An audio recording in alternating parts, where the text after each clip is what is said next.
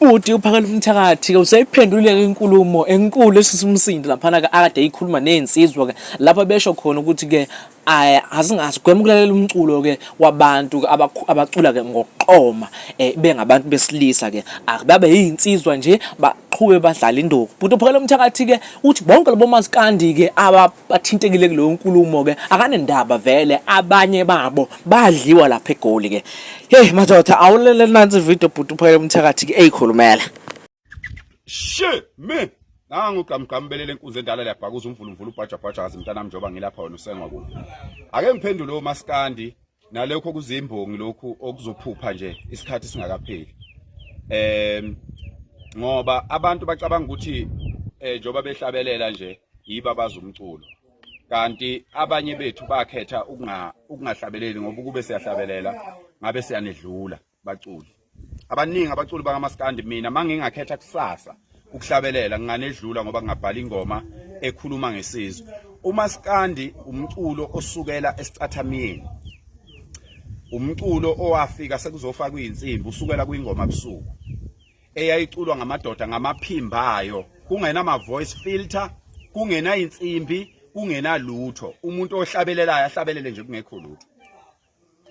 Wafika kuMaskandi zafika kuyinsimbi kwaba nezinsimbi kwaba kuhle kwaba njeyana asigxiki lutho. Namanje angigxiki lutho. Awuthi nginitshele ke nina abaculi boMaskandi nalezi imbongi ezingiphendulayo.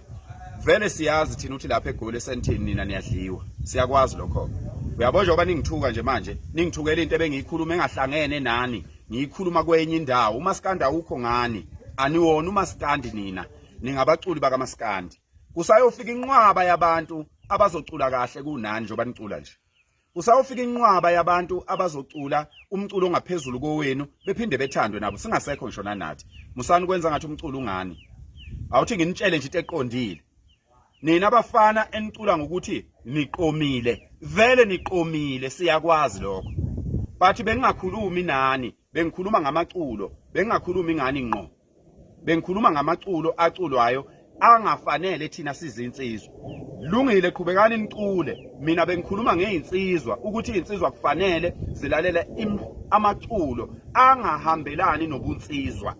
Bakhona abafana bacula amaculo ahambelana nobunsizwa sizolalela bona. Ngiluleka lezi izingane ezincane ukuthi awukwazi ukuthi uyindoda. Ucule ngathi umuntu wesifazane. Ningasichazeli ngomculo bakithi ukuthi umuntu mayicula usuke ngayiculeli yena, usuke njani cha. Nibona ngoba nginganibizanga ngamagama, nibona ngoba ngingaqondisanga kini ngqo, ngikhulume ngomculo. Thina siyazi ukuthi niyadliwa egoli. Siyazi ukuthi njoba nihlala kwaMayimaye nje nisuke nizoqoka izintombi zenu, abanye bezoqokwa njengeintombi. Siyakwazi lokho, hayi ukuthi asikwazi.